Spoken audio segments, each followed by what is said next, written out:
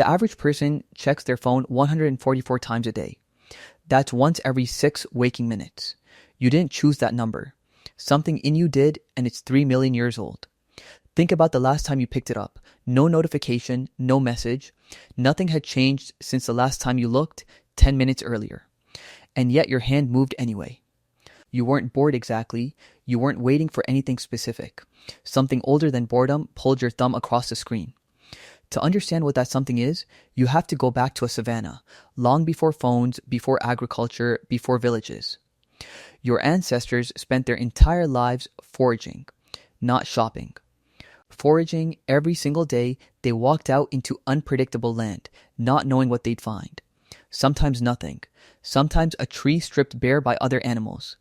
And sometimes, a few steps further, a bush loaded with fruit nobody else had found yet.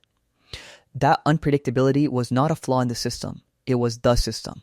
A brain that could handle uncertainty, that could keep searching even when the last 10 tries turned up nothing, was a brain that survived. A brain that gave up after one empty bush starved. So evolution built you a very specific kind of engine. Not a reward system that fires when you find food. A reward system that fires when you might. In the 1950s, a psychologist named B.F. Skinner ran an experiment that decades later would explain your phone completely. He put pigeons in a box with a lever. Peck the lever, get a food pellet. Simple enough. But then he changed one variable. Instead of a pellet every single time, he made the reward random. Sometimes the lever paid off. Sometimes it didn't. The pigeons that got a pellet every single time pecked at a steady, almost bored pace. The pigeons on the random schedule pecked harder, faster, and almost never stopped. Skinner called it a variable ratio reward schedule. Casinos figured out the same principle decades before anyone gave it that name. A slot machine doesn't pay out every pull. That's exactly why people can't walk away from it.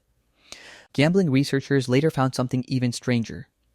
A near miss, 2 cherries and a lemon, lights up the same reward circuitry in the brain as an actual win. The brain barely distinguishes almost getting it from getting it. Your phone is built entirely out of near misses.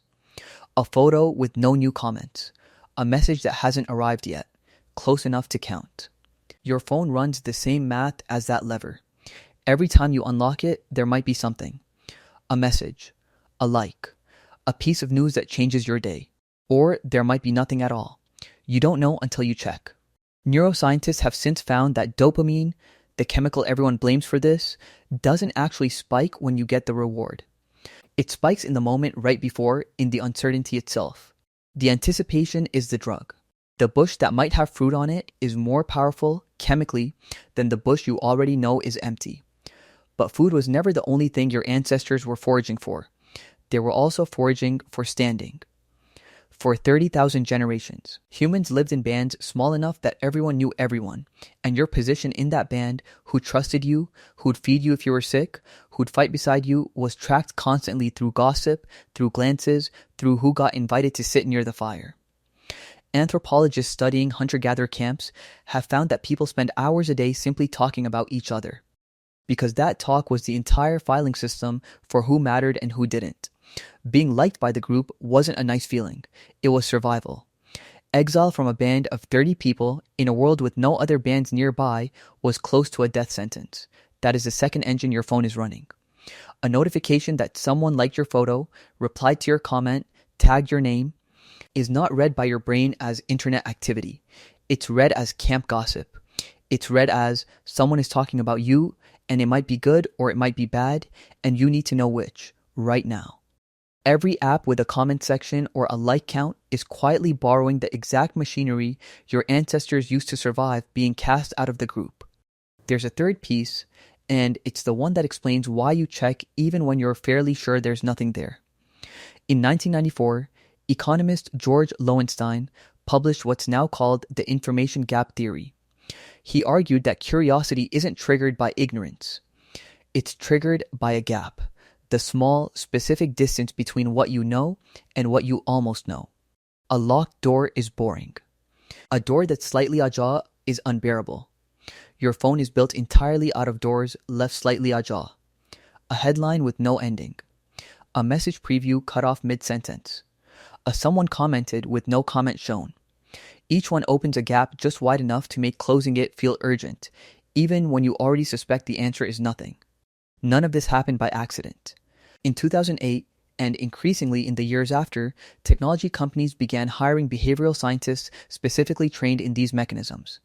Former Google design ethicist Tristan Harris later described an entire industry built on a simple insight.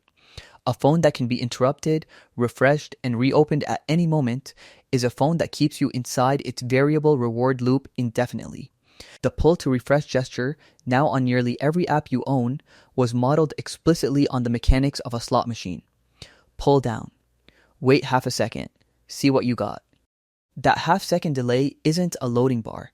It's the anticipation gap, engineered on purpose, because the anticipation is the point.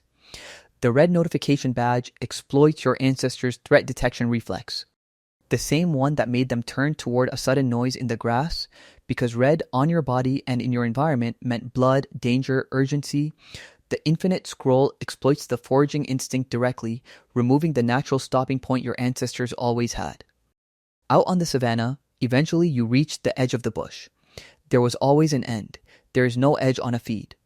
It was built without one, deliberately, because an edge is where people put the phone down. So what does this cost you? A 2023 study tracking phone pickups found the average adult now spends over 4 hours a day looking at a screen they didn't plan to look at. 4 hours, not scheduled, not chosen in advance, just absorbed 6 minutes at a time, by an instinct that used to keep you alive and now keeps you scrolling. Researchers studying attention have found that after a single phone interruption, it can take over 20 minutes to fully return to the depth of focus you had before. Your ancestors' foraging never had an infinite bush. It always ran out. Yours never does. And a brain built to keep searching until the reward runs dry now has nothing to signal that the search is over. Here's the part that should unsettle you more than the number itself. This isn't a personal failure. Every single person checking their phone 144 times a day today would have made an excellent forager and an excellent member of the tribe 300,000 years ago. The instinct is not broken. It's working exactly as designed. It's just aimed at something that was never supposed to be infinite and managed by people who studied exactly how it works before you ever touched a screen. Somewhere in a dry grassland that no longer exists, one of your ancestors walked past an empty bush, felt nothing, and kept walking to the next one, because something new might be there. That same feeling just moved your hand toward your pocket. The bush is gone. The instinct never got the message.